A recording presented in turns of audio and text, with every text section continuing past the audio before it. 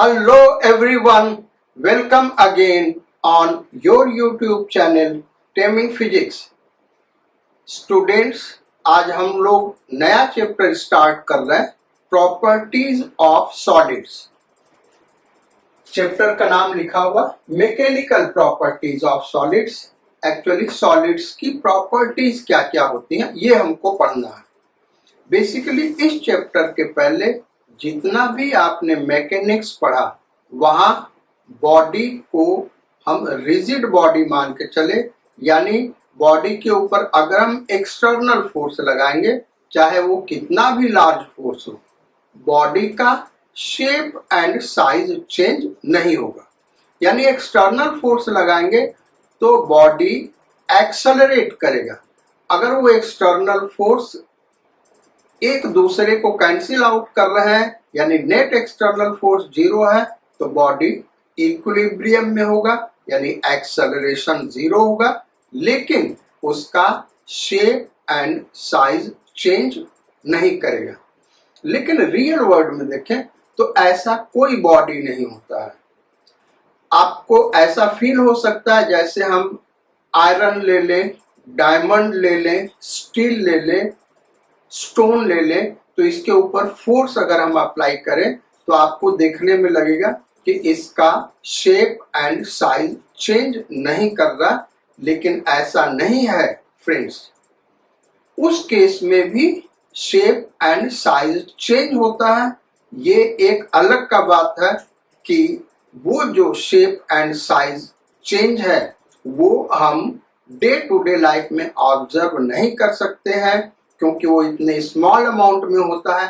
लेकिन अगर लैब के अंदर हम ले जाएं और प्रिसाइज मेजरिंग इंस्ट्रूमेंट्स यूज करें तो वहां पे शेप एंड साइज चेंज होगा, जिसको हम आगे डिस्कस करेंगे।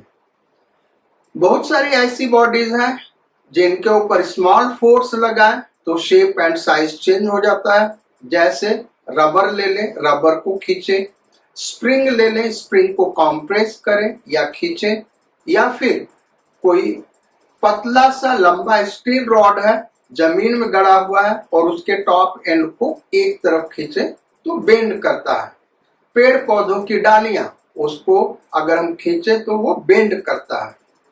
अच्छा, अब यहां हम देखें तो इन सॉलिड्स में दो टाइप की प्रॉपर्टी आई, यानी ये रिजिड बॉडी तो नहीं है क्योंकि ये बेंड कर रहा है और शेप एंड साइज चेंज कर रहा है। अब दो कैटेगरी में हम इनको डिवाइड कर सकते हैं।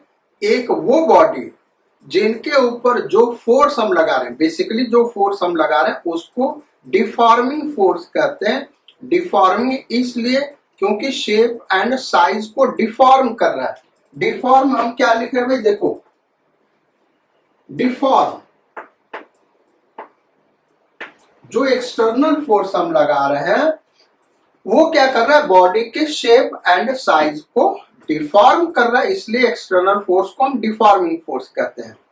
तो जब हम डिफॉर्मिंग फोर्स लगाते हैं तो दो टाइप के मटेरियल हमको मिल रहे हैं। एक वो जब डिफॉर्मिंग फोर्स हटाएंगे तो अपने शेप एंड साइज को रिगेन कर लेगा, जैसे स्प्रिंग, रबर बैंड, स्टील। अब स्टील पे इतना मत फोर्स लगा दो कि बेंड कर जाए, कहां तक फोर्स लगाना वो सारी चीजें हम लोग आगे डिस्कस करेंगे।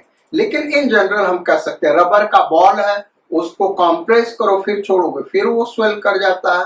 कोई बलून है, थोड़ा सा कंप्रेस करो फिर छोड़ोगे फिर अपने ओरिजिनल शेप में आ जाएगा। तो इन बॉडीज को हम इलास्टिक बॉडी कहते हैं। दूसरा वो जिनके ऊपर जब हम डिफॉर्मिंग फोर्स लगाते हैं तो उनका shape and size permanently set कर जाता है, जैसे wait clay, putty. Wait clay आप समझ रहे हैं ना, तो पुट्टी भी एक टाइप का क्ले ही है। तो उसको अगर हम कंप्रेस करेंगे उसका shape and size permanently set change कर जाएगा। या गूंथा हुआ आटा ले लो, तो अगर आप उसको प्रेस करके हाथ हटाएंगे तो आप देखेंगे थोड़ा सा रिगेन करता है, बहुत ही स्मॉल क्वांटिटी में आप उसको फील कर सकते हैं।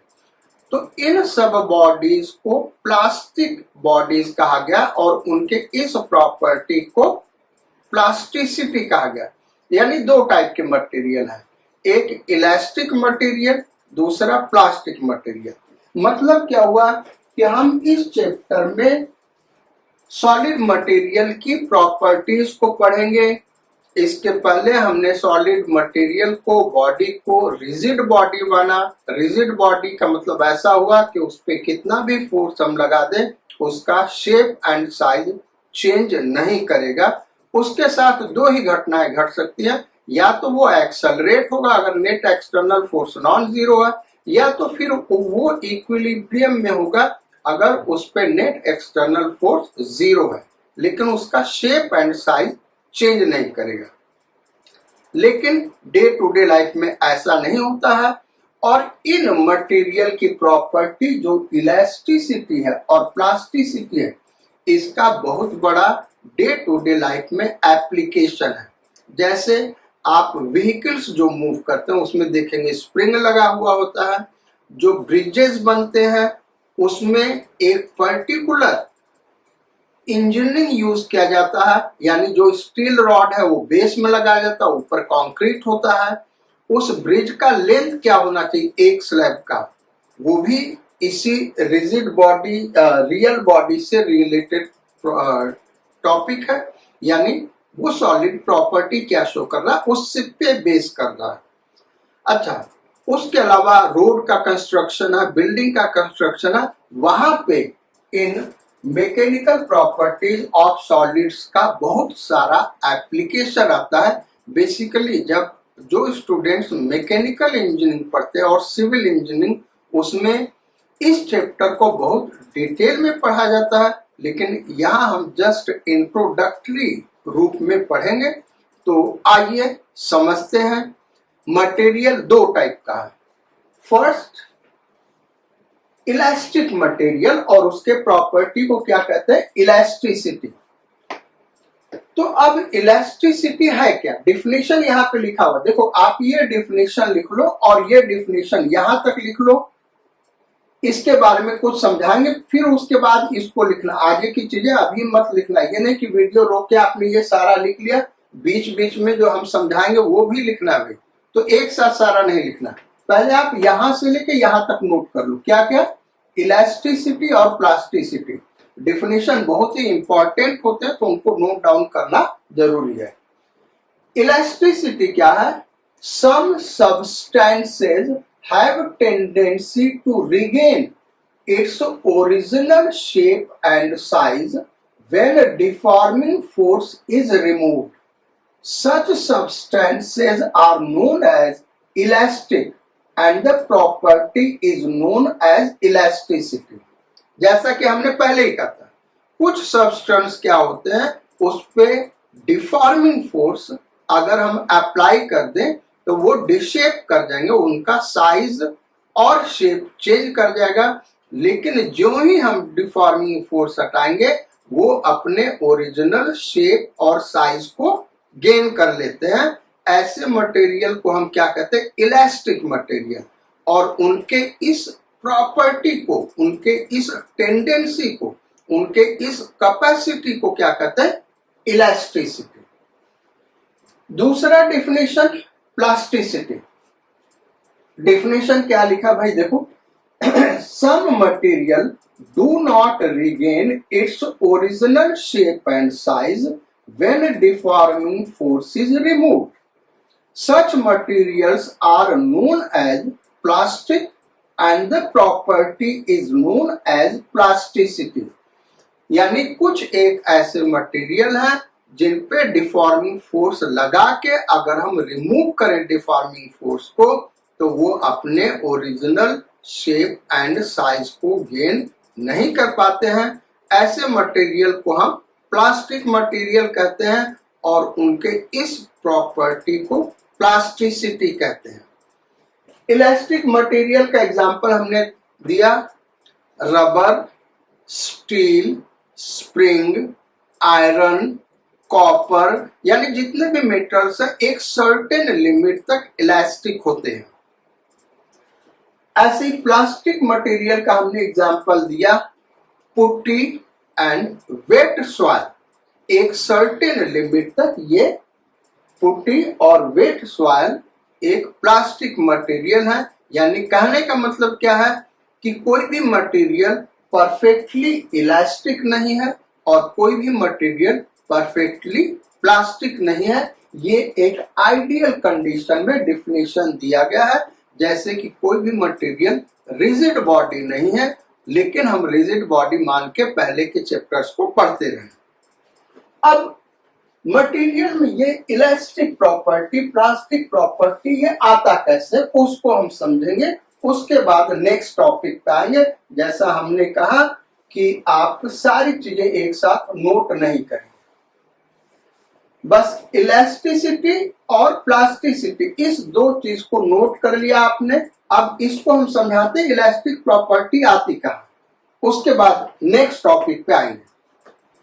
तो इलास्टिसिटी कैसे आता है? बेसिकली कोई भी मटेरियल ने तो उनके मॉलिक्यूल्स के बीच में फोर्स लग रहा होता है, उस फोर्स को हम यहाँ पे दिखा रहे हैं और दो मॉलिक्यूल्स के बीच का डिस्टेंस यहाँ पे दिखा रहा है। ये क्या भाई? दो मॉलिक्यूल के बीच में लगने वाला फोर्स, इंटर मॉलिक्यूलर फोर्स। अब वो मेटल है या एलिमेंट है तो मॉलिक्यूल क्या होगा? एटम ही उसका मॉलिक्यूल हो जाएगा, क्योंकि वो मोनो एटॉमिक मॉलिक्यूल है। और अगर और कोई चीज अलायज है, कंपाउंड है, तो उस केस में मॉलिक्यूल में कई एटम होंगे। तो दो मॉलिक्यूल के बीच में लगने वाला इंटर एटॉमिक फोर्स उनके डिस्टेंस के हिसाब से कैसे वैरी करता है, उसको हमने यहाँ पे दिखाया। ये इस तरीके से फोर्स एक्ट कर रहा होगा उनके बीच में।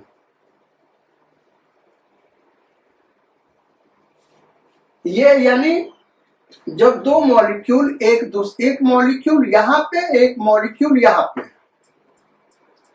अब ये जो डिस्टेंस दिखाएगी ये हमारा ओरिजिन है भाई, इसको ध्यान रखना। एक मॉलिक्यूल ओरिजिन पे यहाँ पे रखा है, एक मॉलिक्यूल यहाँ पे रखा है।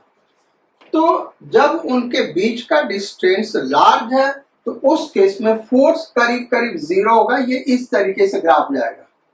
लेकिन जैसे जैसे ये डिस्टेंस डिक्रीज करेगा, मॉलिक्यूल के बीच में अट्रैक्टिव फोर्स इंक्रीज करता जाता है। ध्यान देना भाई, मॉलिक्यूल के बीच में अट्रैक्टिव फोर्स इंक्रीज करता जाता है। एक सर्टेन डिस्टेंस पे ये अट्रैक्टिव फोर्स मैक्सिमम हो जाता है। अब उसके नजदीक मॉलिक्यूल आएंगे तो ये जो डिस्टेंस दिखा है, ये डिस्टेंस, इस डिस्टेंस पे इंटरमॉलिक्यूलर फोर्स 0 हो गया। अब अगर इन दोनों मॉलिक्यूल को इससे ज्यादा नजदीक लाएंगे तो रिपल्सिव फोर्स लगने लगेगा, और इससे दूर ले जाएंगे तो अट्रैक्टिव फोर्स होगा।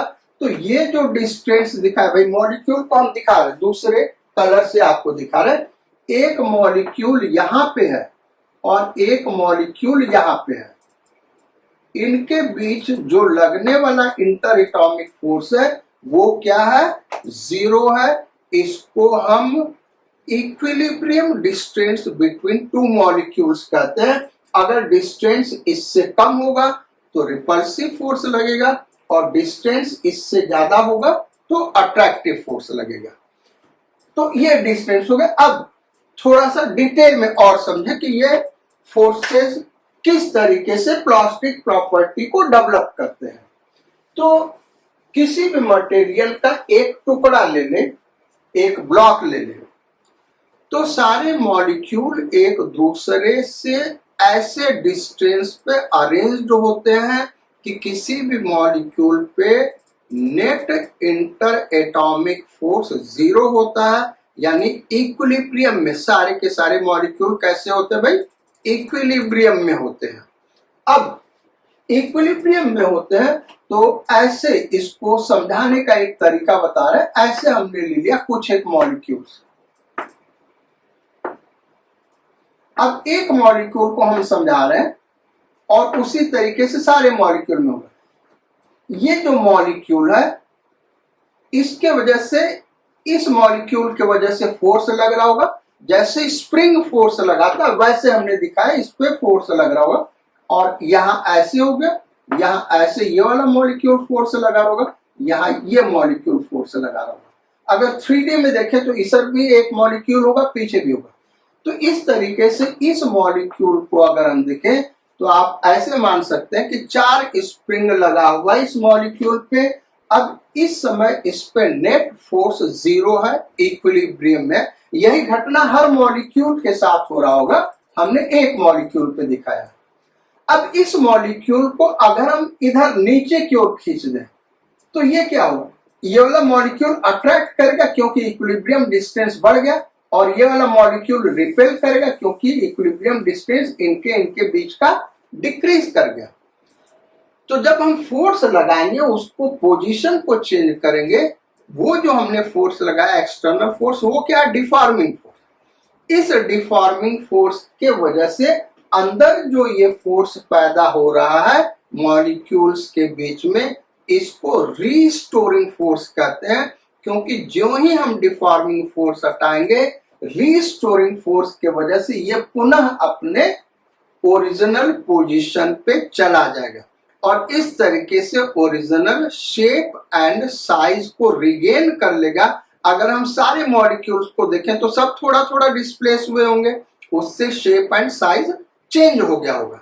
लेकिन जो ही हमने डिफॉर्मिंग फोर्स हटाया, वो उस केस में क्या होगा, अपने ओरिजिनल पोजीशन पे चला जाएगा, यानी शेप एंड साइज रिगेन कर लेगा। किसके वजह से, इंटरमॉलिक्यूलर फोर्स के वजह से, यानी जो रीस्टोरिंग फोर्स है। कौन सा भाई, रीस्टोरिंग फोर्स, ये एक नया वर्ड है, रीस्टोरिंग फोर्स।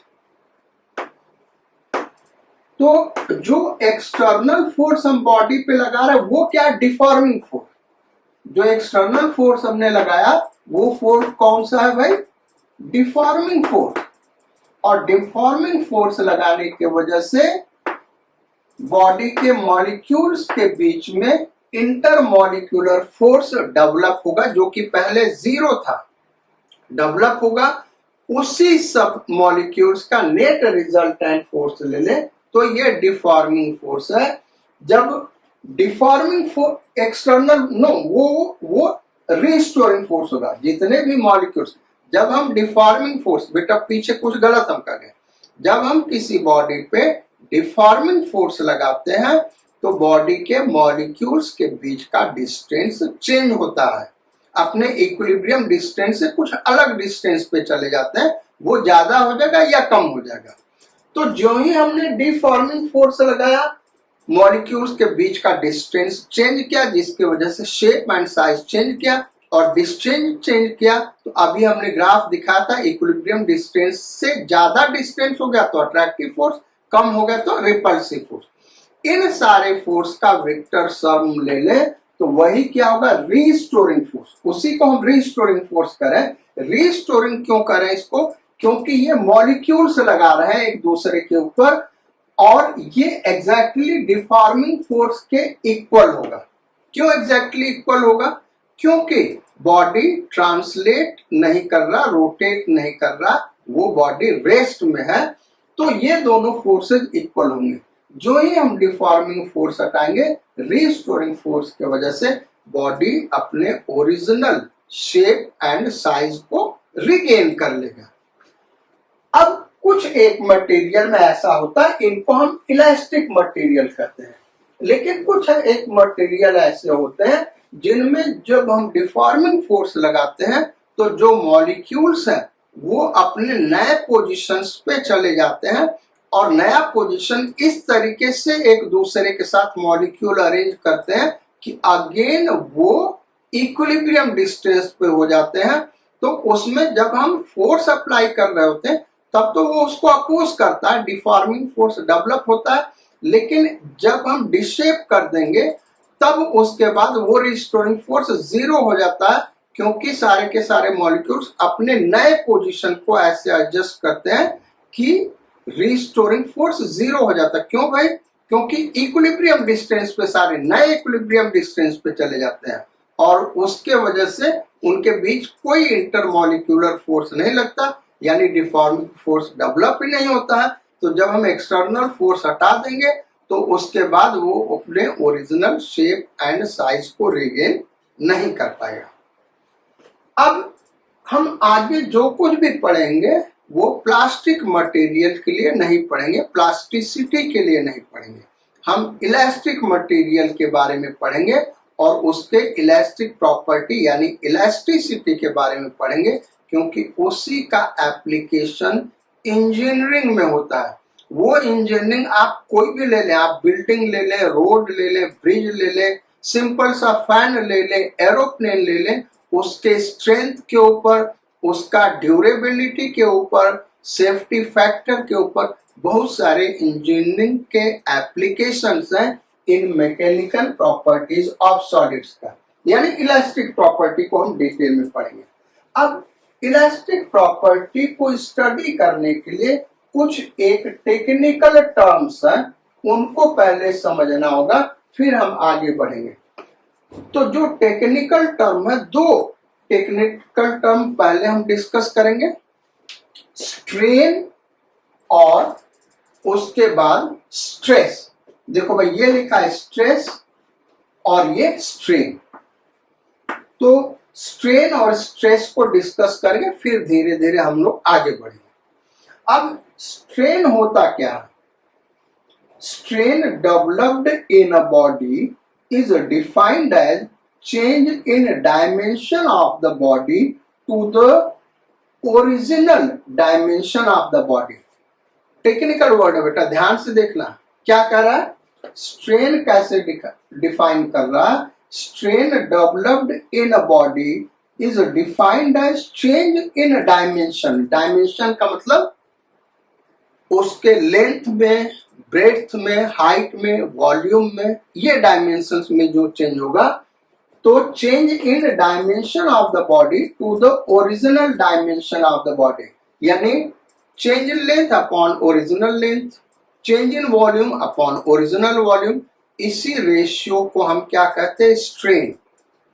स्ट्रेन एक यूनिटलेस और डायमेंशनलेस स्केलर क्वांटिटी है।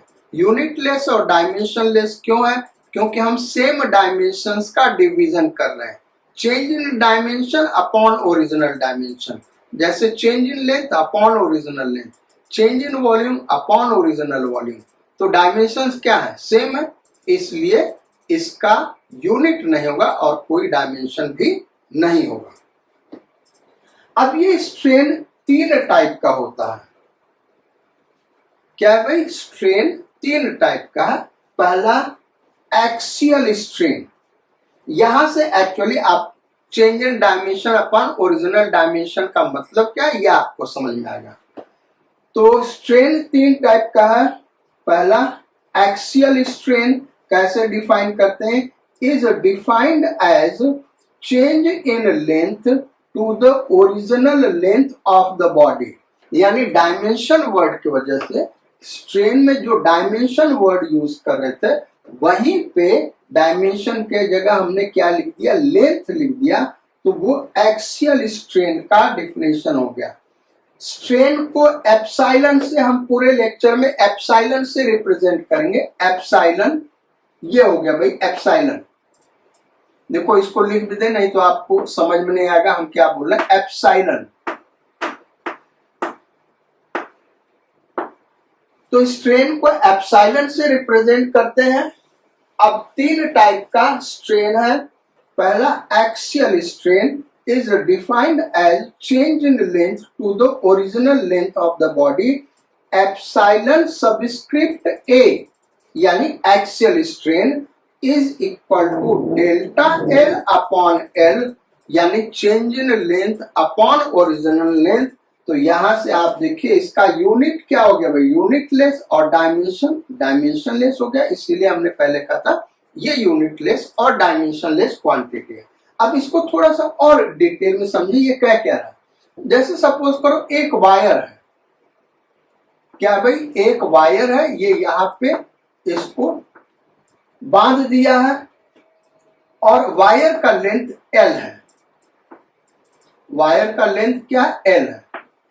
अब इस पे हमने फोर्स लगाया और इसका लेंथ डेल्टा L से इंक्रीज कर गया। हमने इसीलिए कहा था कि नोट्स सारा एक साथ नहीं लिखना। अब देखो एक्सियल स्ट्रेन में ये फिगर आपको बनाना होगा। हमने क्या किया, इस पे एक फोर्स लगाया, दूसरे कलर से हम दिखा देते हैं। इस पे एक फोर्स लगाया, इस वायर के ऊपर एक फोर्स लगाया कैपिटल एफ, जिसके वजह से इसका लेंथ डेल्टा एल से इंक्रीज कर गया। ये डेल्टा एल से इंक्रीज कर गया, ये है डेल्टा एल। तो change in length upon original length, इसी को हम क्या कहते हैं, स्ट्रेन। यही चीज यहां पे लिखा हुआ। ये जो एक्सटर्नल फोर्स लगा है इसको हम डिफॉर्मिंग फोर्स कहते हैं। क्या कहते हैं भाई, डिफॉर्मिंग फोर्स। और इसके अंदर इतना ही टेंशन डेवलप होगा भाई, इसके अंदर इतना ही टेंशन डेवलप होगा किसके, एक्सटर्नल फोर्स के बराबर। ये क्या है, रीस्टोरिंग फोर्स। जब हम फोर्स लगाएंगे तो मॉलिक्यूल्स के बीच का डिस्टेंस बढ़ेगा, और मॉलिक्यूल्स के बीच का डिस्टेंस बढ़ेगा तो मॉलिक्यूल्स एक दूसरे को अट्रैक्ट करेंगे।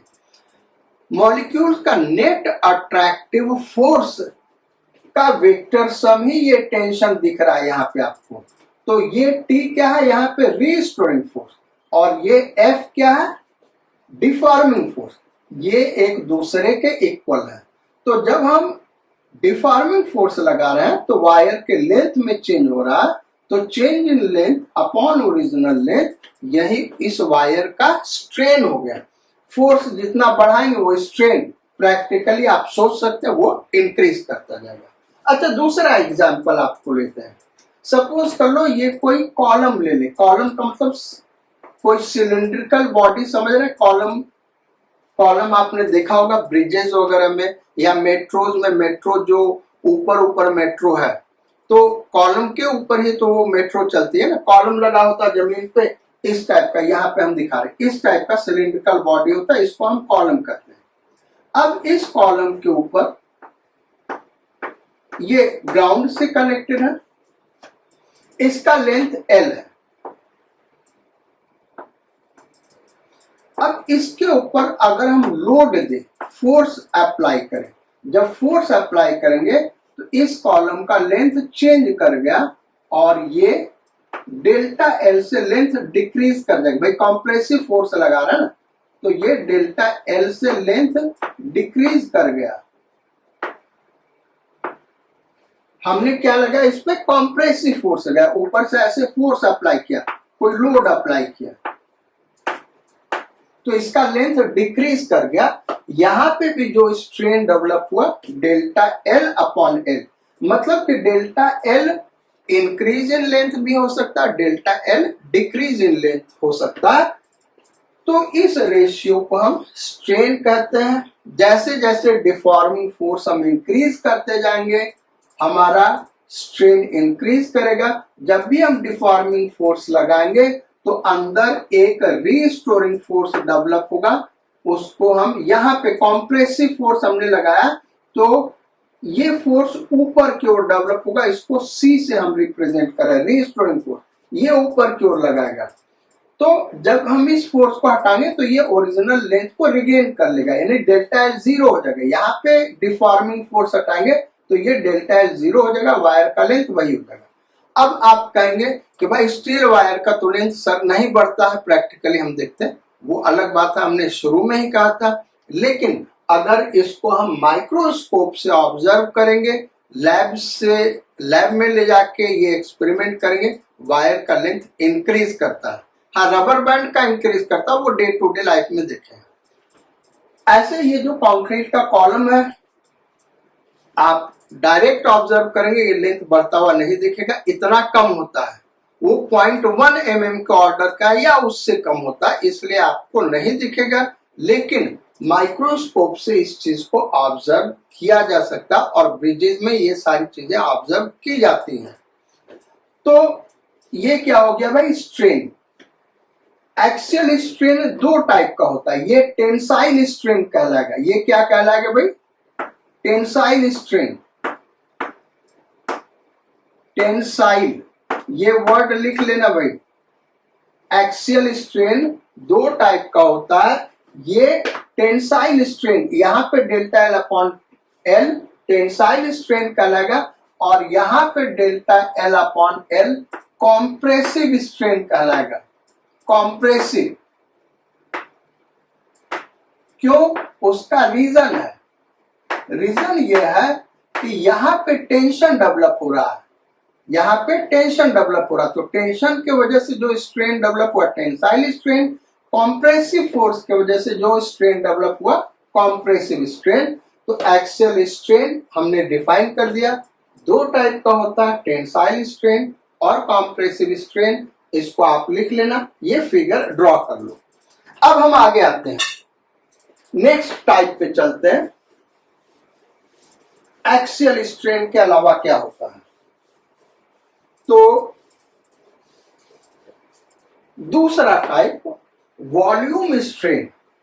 वॉल्यूम स्ट्रेन का मतलब क्या है बच्चों, कि जब हम बॉडी पे फोर्स लगाएं, यानी डिफॉर्मिंग फोर्स लगाएं और बॉडी का वॉल्यूम चेंज कर जाए, तो ऐसे स्ट्रेन को हम वॉल्यूम स्ट्रेन कहते हैं। डिफिनेशन बड़ा सिंपल है, जो स्ट्रेन का डिफिनेशन है change in dimension upon dimension, यहाँ पे डायमेंशन के जगह हम वॉल्यूम लिख देंगे।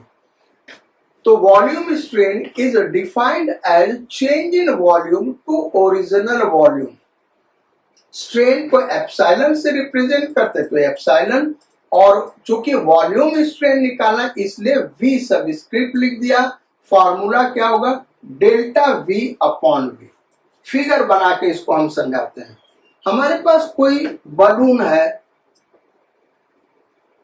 इस तरीके का, और ये बलून है हमारे पास, इसको हम क्या करें, पानी के अंदर डुबा दें। जब पानी के अंदर डुबाओगे तो आप ऑब्जर्व करोगे कि इस बलून का वॉल्यूम चेंज कर जाएगा, बेसिकली डिक्रीज करेगा। ये कोई वेसल है, इसमें पानी भरा हुआ, इसके अंदर डुबा दिया, तो पहले वॉल्यूम V है, पहले वॉल्यूम V है। अब सपोज कर लो इसके वॉल्यूम में जो डिक्रीज है डेल्टा V का हो गया, यानी डेल्टा V से वॉल्यूम डिक्रीज कर गया। Initial volume minus final volume निकालोगे, वही चेंज इन वॉल्यूम होगा। तो डेल्टा V से वॉल्यूम डिक्रीज कर गया, तो वॉल्यूम स्ट्रेन को हम क्या कहेंगे, डेल्टा V अपॉन V। ये हो गया वॉल्यूम स्ट्रेन। या फिर आपके पास कोई रबर का ऑब्जेक्ट है, रबर का स्फीयर ही ले लें इस तरीके से, और इसको, ये रबर का है, इसका वॉल्यूम V है। अब हमने क्या किया, इसके चारों तरफ ऐसे फोर्स लगा।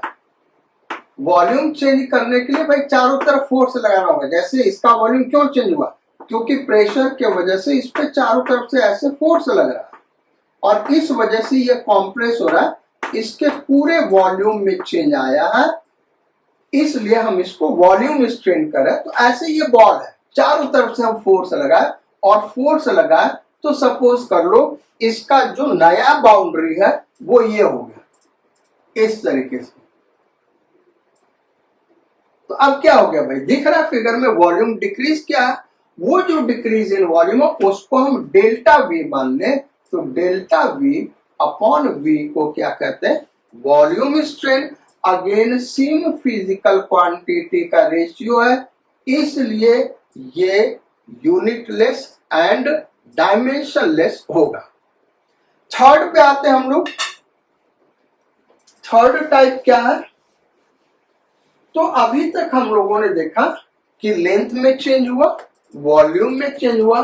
Third shear strain, SHEAR, shear strain. Shear strain क्या होता है भाई, इज डिफाइंड, डी यहां पे लगा हुआ, यहां पे ये जो कोई स्पेलिंग गलत बेटा, is defined as relative displacement of a face to length of the body. यानी किसी भी फेस का रिलेटिव डिस्प्लेसमेंट ले ले और उस बॉडी के लेंथ से डिवाइड कर दे, इसी को हम शियर स्ट्रेन कहते हैं। फिगर बना के समझाते हैं, फिगर सब में बनाते चलिए भाई, इसका भी फिगर हमने बनाया था, ये यहाँ पे ड्रॉ कर लेना तभी समझ में आएगा। शियर स्ट्रेन कैसे समझाते हैं, जैसे सपोज कर लो ये कोई रॉड है।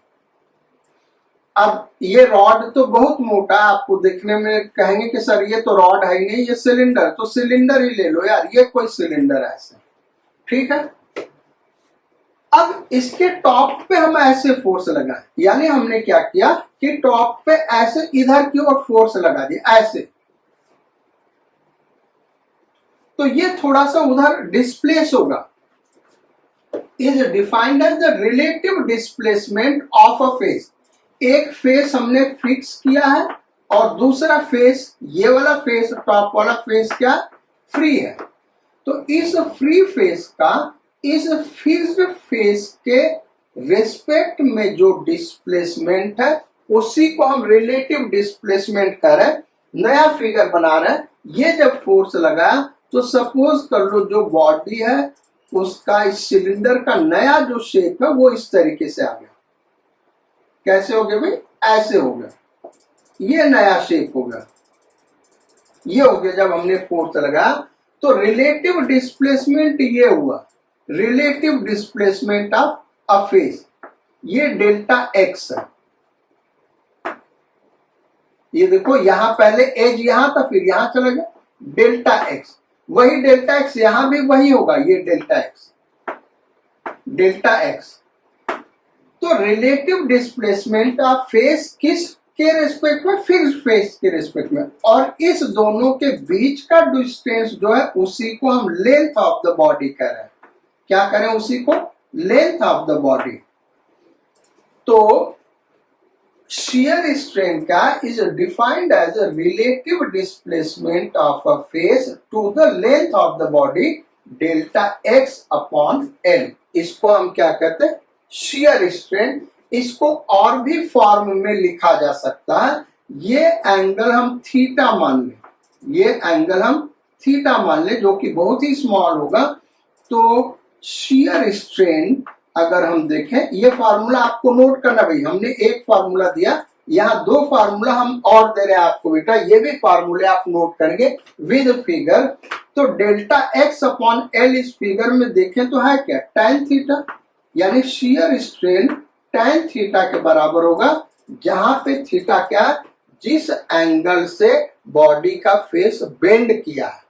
और जैसा कि हमने पहले ही बताया ये बहुत ही स्मॉल एंगल होता है, तो इसलिए हम tan थीटा को थीटा भी लिख सकते हैं। सो थीटा shear स्ट्रेन के ये भी फार्मूले हैं, यानी बॉडी के ऊपर जो भी डिफॉर्मिंग फोर्स लगा रहा है जिससे लेंथ में चेंज हो रहा है या वॉल्यूम में चेंज हो रहा या बॉडी बेंड कर रहा है, जो डिफॉर्मिंग फोर्स लगा रहे बेटा उसके वजह से ये जो चेंजेस है बहुत ही स्मॉल होने चाहिए, यानी ओरिजिनल लेंथ के रिस्पेक्ट में उससे 1000 गुना 10,000 गुना कम होना चाहिए। उसी के लिए ये सारी चीजें डिफाइंड है। ये नहीं कि आपने यहाँ पे फोर्स लगाया और ऐसा फोर्स लगाया कि टूट के गिर के चला गया उधर, अब कहोगे कि भाई shear strain है क्या? उसके लिए नहीं डिफाइंड है बेटा।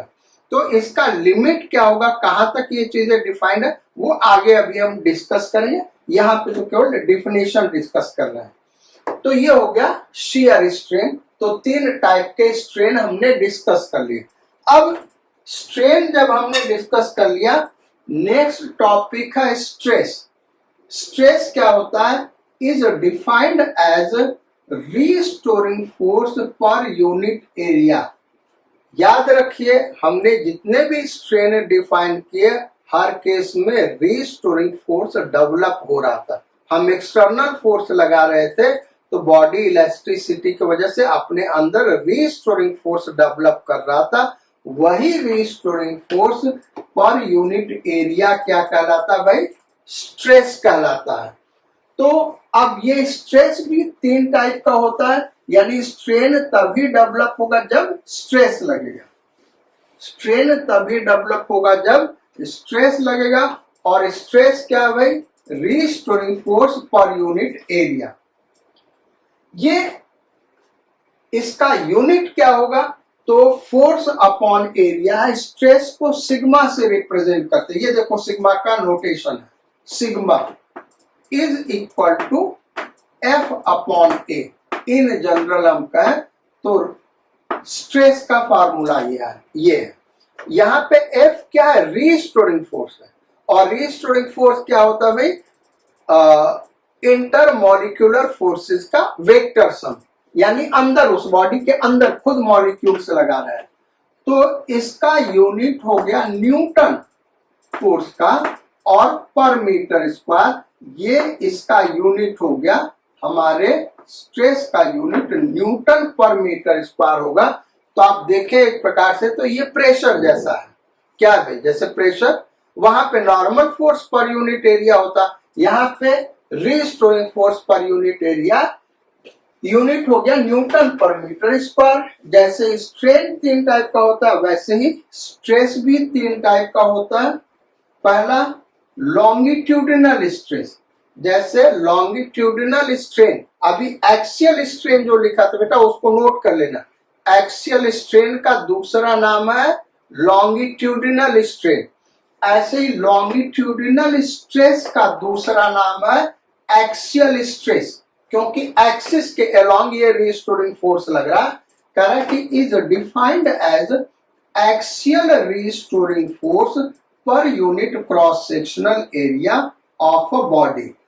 अब इसको फिगर से हम समझाते हैं आपको कैसे डिफाइन किया। जैसे कोई वायर हम ले लें, यहाँ पे वायर का एरिया हम दिखा दे रहे हैं, यानी इसको मैग्नीफाई कर दे रहे हैं। ये वायर है, ये इस तरीके से फिक्स किया गया, ये हमारा ओरिजिनल वायर है भाई। अब इस पे हमने फोर्स लगा दिया, और फोर्स लगा दिया तो ये इस शेप में नया जो लेंथ चेंज करके ये हो गया, यहां पे हमने फोर्स लगा F, तो ये डेल्टा L से लेंथ चेंज कर गया, ये ओरिजिनल लेंथ है। Delta L upon L strain होगा, एक्सियल स्ट्रेन या लॉन्गिट्यूडिनल स्ट्रेन, जो कि पहले डिस्कस कर चुके हैं। यहां पे जो फोर्स लगा रहे हैं इसके वजह से रीस्टोरिंग फोर्स अंदर डेवलप होगा, जो कि इसी F के इक्वल होगा। सो और इसका क्रॉस सेक्शनल एरिया क्या मान ले, कैपिटल A। तो लॉन्गिट्यूडिनल स्ट्रेस या axial stress sigma subscript A is equal to F longitudinal upon A। F longitudinal यानी इसके लॉन्गिट्यूड के लॉन्ग, एक्सिस के लॉन्ग जो लग रहा, यानी एरिया के परपेंडिकुलर, याद रखना एरिया के परपेंडिकुलर लग रहा, इसलिए F सबस्क्रिप्ट L नोटेशन दे दिया। इसी को हम क्या कहते हैं, longitudinal stress. Longitudinal stress 2 type का होता है। जैसे लॉन्गिट्यूडिनल स्ट्रेन 2 टाइप का है, एक टेंसाइल स्ट्रेन, दूसरा कॉम्प्रेसिव स्ट्रेन। वैसे ही लॉन्गिट्यूडिनल स्ट्रेस 2 टाइप का होता है, ये टेंसाइल स्ट्रेस कहलाएगा भाई। ये क्या है, यहाँ पे जो F अपॉन A, ये लॉन्गिट्यूडिनल स्ट्रेन या एक्सियल स्ट्रेन जो हुआ, ये F अपॉन A, इसको हम टेंसाइल स्ट्रेन कहेंगे, क्योंकि टेंशन की वजह से ये डेवलप हो रहा है। तो ये क्या है भाई, टेंसाइल स्ट्रेस, टेंसाइल स्ट्रेस। अच्छा, अब ऐसे ही कोई कॉलम ले ले, ये कोई कॉलम दूसरे कलर से हम दिखा देते हैं। ये कोई कॉलम है, यहां जमीन पे फिक्स किया गया है, इसके ऊपर हमने फोर्स लगाया, कोई लोड डाला, जिसके वजह से इसका लेंथ डिक्रीज कर गया, ये नया लेंथ हो गया, ये हमारा नया लेंथ जब हमने फोर्स लगाया F। तो अंदर से compressive force, restoring force F उसी के मैग्नीट्यूड के बराबर ऊपर की ओर डेवलप होगा। क्रॉस सेक्शनल एरिया A मान ले, यहाँ पे लेंथ क्या हो रहा है, डेल्टा L के बराबर डिक्रीज हो रहा है, ये डेल्टा L और ये ओरिजिनल लेंथ। तो डेल्टा L अपॉन L ये compressive strain, STRAIN, compressive strain develop हुआ। यहाँ पे जो एक्सियल स्ट्रेस या लॉन्गिट्यूडिनल स्ट्रेस है, sigma A is equal to F upon A होगा। लेकिन यहाँ पे F क्या, कॉम्प्रेसिव फोर्स, ये जो रिस्टोरिंग फोर्स है ये कॉम्प्रेशन की वजह से डेवलप हुआ है, इसलिए इस एक्सियल स्ट्रेस को हम कॉम्प्रेसिव स्ट्रेस कहेंगे। क्या कहेंगे भाई? Compressive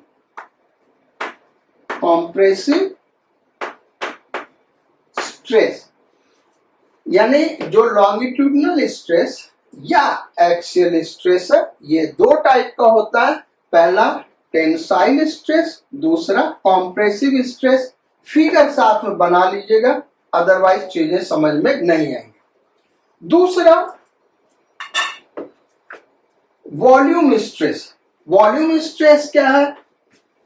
volume stress volume strain cause करता है। अब इसके लिए फॉर्मूला क्या है? तो volume stress is defined as normal restoring force per unit surface area. यानी जब हम किसी बॉडी को चारों तरफ से कॉम्प्रेस करते, ये किसी भी शेप का बॉडी है, इसको जब चारों तरफ से कॉम्प्रेस करेंगे तो ये जो हम कॉम्प्रेसिव फोर्स लगा रहे हैं ये क्या है? Deforming force. ये क्या? डिफॉर्मिंग फोर्स, जो एक्सटर्नल फोर्स हम लगा रहे हैं।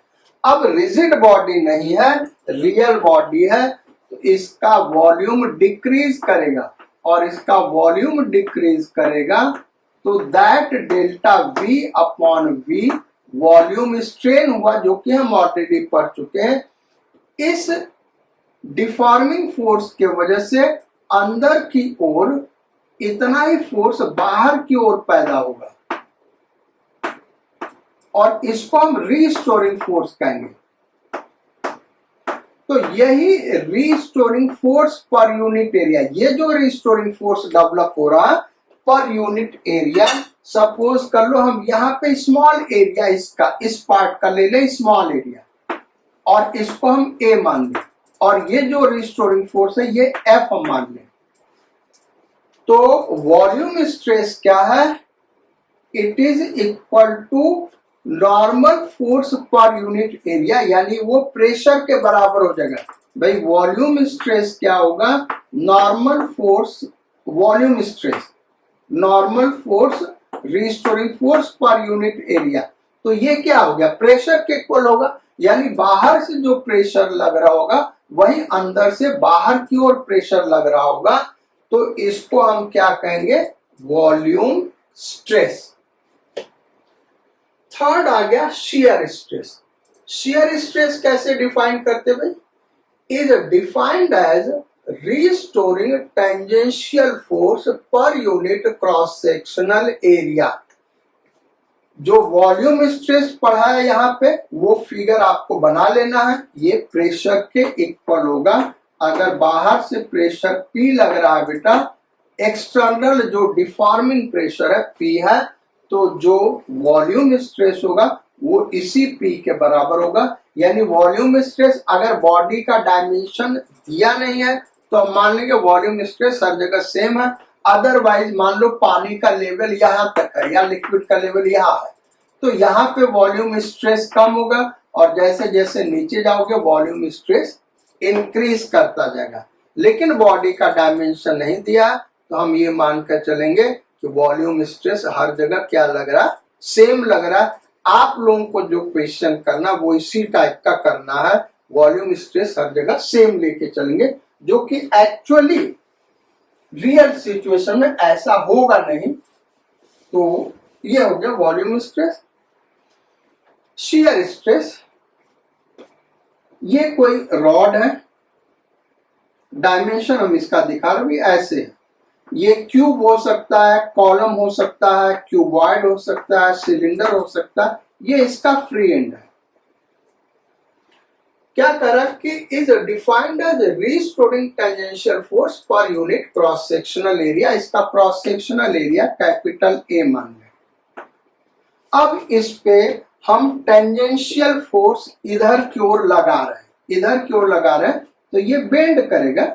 ये जो बेंड कर रहा है उसको हमने ज्यादा दिखाया, इतना तो बेंड नहीं करेगा, लेकिन आप लोगों को समझाने के लिए हम दिखा रहे हैं। बेंड करके मान लो ये ऐसे आ गया, तो हमने बॉडी पे जो फोर्स लगाया टेंजेंट के डायरेक्शन में, जो क्रॉस सेक्शन उसके टेंजेंट के डायरेक्शन में इधर फोर्स लगाया F,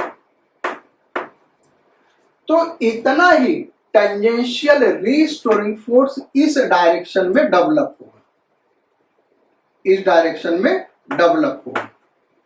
so that tangential force upon cross sectional area, इसी को हम क्या कहते हैं, शियर स्ट्रेस। टेंजेंट के डायरेक्शन में फोर्स लग रहा है, इसलिए सबस्क्रिप्ट टी हमने लगा दिया हो गई। जितना बेंड कर रहा है ये, अगर ये मान ले डेल्टा एक्स से डिस्प्लेस हुआ और ओरिजिनल लेंथ एल है, तो डेल्टा एक्स अपॉन एल क्या हुआ, शियर स्ट्रेन, जो ऑलरेडी हम डिस्कस कर चुके हैं। शियर स्ट्रेन को टेंजेंशियल स्ट्रेन भी कहते हैं, इस वर्ड को आप लिख लीजिएगा, टेंजेंशियल स्ट्रेन, टेंजेंट IAL जोड़ दिया, टेंजेंशियल स्ट्रेन किसको कहते हैं, शियर स्ट्रेन को। ऐसे ही शियर स्ट्रेस को टेंजेंशियल स्ट्रेस भी कहते हैं, टेंजेंशियल स्ट्रेस। क्या होता है ये, tangential restoring force per unit cross sectional area. तो ये हो गया हमारे जो टेक्निकल टर्म्स थे जो आगे यूज आने वाले, इनका डेफिनेशन फिगर के साथ हमने आपको समझा दिया, स्ट्रेस और स्ट्रेन। अब एक टॉपिक और हम यहाँ पे डिस्कस करेंगे, फिर इस क्लास को खत्म करेंगे। आगे नेक्स्ट क्लास में इन्हीं को हम कंटिन्यू करेंगे। और वो टॉपिक क्या है, हुक्स लॉ। हो सकता है जो कुछ स्टूडेंट्स क्लास 9th में इसके बारे में सुने हो, लेकिन जिस फॉर्म में ये डिफिनेशन लिखा गया ऐसे नहीं सुना होगा, वहां पे कुछ और सुना होगा, वो भी स्प्रिंग के लिए आप लोगों ने सुना होगा।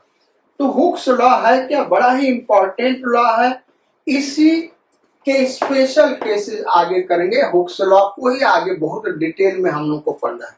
हुक्स लॉ क्या है, stress is directly proportional to strain. अब इस लॉ को भूल जाइए, तो आपको हमने क्लास 11th में ही पढ़ाया कि स्प्रिंग जो फोर्स अप्लाई करता है, ये कोई स्प्रिंग है, natural length A, force constant K। इस स्प्रिंग को अगर हम एक्सटेंड करें, डेल्टा x से एक्सटेंड कर लें, क्योंकि वहां पे एक्सटेंशन हमने x दिखाया, तो उसके लिए हमको कोई फोर्स लगाना होगा, और उसके वजह से स्प्रिंग अपने अंदर रीस्टोरिंग फोर्स उतना ही डेवलप करेगा। और ये F क्या होगा, F is equal to KX। ये हुक्स लॉ का ही एक स्पेशल केस है। Force is directly proportional to extension of spring. क्या भाई, फोर्स इज यार देखो यहाँ पे क्या हो रहा, force is directly proportional to extension of spring. बहुत सारे बुक में यहाँ पे माइनस साइन लगाया होता है, क्योंकि जो रिस्टोरिंग फोर्स है वो डिस्प्लेसमेंट के अपोजिट डायरेक्शन में है। कैसे, यहाँ पे देखो रिस्टोरिंग फोर्स इधर लग रहा है, ये तो एक्सटर्नल फोर्स है, और डिस्प्लेसमेंट इधर हुआ स्प्रिंग का। ऐसे स्प्रिंग को अगर हम कॉम्प्रेस कर दें, नया सिचुएशन दिखा रहे, इसी स्प्रिंग को हमने कॉम्प्रेस कर दिया, तो पहले तो स्प्रिंग का लेंथ यहाँ पे था, अब x से हमने कॉम्प्रेस कर दिया। तो इसको करने के लिए हमको क्या करना होगा, इधर अंदर की ओर फोर्स लगाना होगा F। तो स्प्रिंग किधर फोर्स लगाएगा भाई, इधर लगाएगा, कितना लगाएगा, उतना ही F ही लगाएगा। तो ये जो स्प्रिंग फोर्स लगा रहा है वो डिस्प्लेसमेंट के अपोजिट डायरेक्शन में, इसलिए बहुत जगह माइनस साइन दिया होता है, उसको आप कंसिडर कर भी सकते, नहीं भी कर सकते, उसका कोई एप्लीकेशन है नहीं, क्योंकि फिगर में हम फोर्स का डायरेक्शन और डिस्प्लेसमेंट का डायरेक्शन दिखा रहे हैं। फिलहाल इस फार्मूले से आपको क्या मिल रहा, force is directly proportional to extension और कॉम्प्रेशन ऑफ स्प्रिंग। अब डायमेंशनली हम आपको दिखा रहे हैं, है क्या, इसी फोर्स में एरिया से डिवाइड कर दोगे तो ये स्ट्रेस हो जाएगा। Force per unit area dimensionally क्या हो गया, स्ट्रेस हो गया। और इसके लेंथ में, इसमें लेंथ से डिवाइड कर दिए तो ये क्या हो गया, स्ट्रेन हो गया। यही हुक्स लॉ कह रहा है, stress is directly proportional to strain, sigma is directly proportional to epsilon, इसका मैथमेटिकल फॉर्म। अब एक प्रोपोर्शनैलिटी कांस्टेंट हमने कैपिटल ई लगा दिया। कैपिटल ई क्या भाई, प्रोपोर्शनैलिटी कांस्टेंट, और इसको क्या कहते हैं, मॉड्यूलस ऑफ इलास्टिसिटी। ये जो प्रोपोर्शनैलिटी कांस्टेंट बेटा, इसका नाम क्या, ये बड़ा इंपॉर्टेंट है, इसको नोट कर लो, मॉडुलस ऑफ इलास्टिसिटी। इसको क्या कहते हैं, मॉडुलस ऑफ इलास्टिसिटी। अब ये जो मॉडुलस ऑफ इलास्टिसिटी है, ये हर एक मटेरियल के लिए डिफरेंट होता है, यानी ये मॉडुलस ऑफ इलास्टिसिटी बॉडी का प्रॉपर्टी नहीं है, मटेरियल का प्रॉपर्टी है, और मटेरियल के टेम्परेचर का प्रॉपर्टी है। आगे इसी मॉडुलस ऑफ इलास्टिसिटी को हम डिटेल में पढ़ेंगे। इलास्टिक मटेरियल का modulus of elasticity 3 different form में हम पढ़ेंगे, Young's modulus of elasticity, bulk modulus of elasticity and modulus of rigidity, और इसके अलावा बहुत सारी चीजें पढ़ेंगे। तो नेक्स्ट क्लास में मिलते हैं। Do take good care of your health and your studies. Sayonara, God speed and bon voyage.